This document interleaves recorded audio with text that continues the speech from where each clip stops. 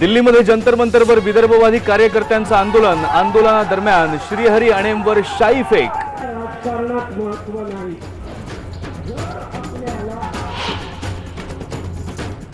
कोलकात्यामध्ये बांधकाम होत असलेला पूल कोसळला। 10 जणांचा मृत्यू झाल्याची भीती, आणखी काही जण अडकले असण्याची सुद्धा शक्यता।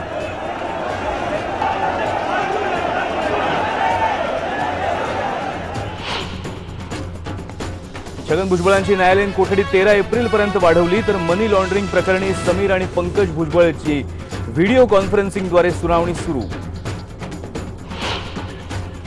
बच्चू कडू यांच्या अटकेचा मुद्दा सभागृहात सुद्धा उपस्थित। सरकारकडून अटकेचं समर्थन। कोणालाही पाठीमागे घालण्याचं कारण नाही। कुठलाही गुन्हा असो, त्या गुन्ह्यामध्ये जो गुन्हेगार आहे त्याला शिक्षा होईल। याच्यावर कारण नसताना केवळ राजकारण करायचं ही प्रथा योग्य नाही। गणेश पांडेला अटक करा, विधानसभेत विरोधकांची मागणी, तर कोणालाही पाठीशी घालणार नाही, मुख्यमंत्र्यांचं आश्वासन। ज्येष्ठ उद्योगपती रतन टाटा यांची विधिमंडळात उपस्थिती। सामाजिक क्षेत्रात सरकारला टाटा समूह करणार सहकार्य।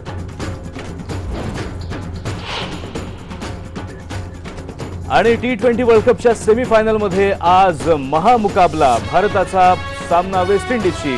युवराज दुखापतीमुळे बाहेर, मनीष पांडेला संधी।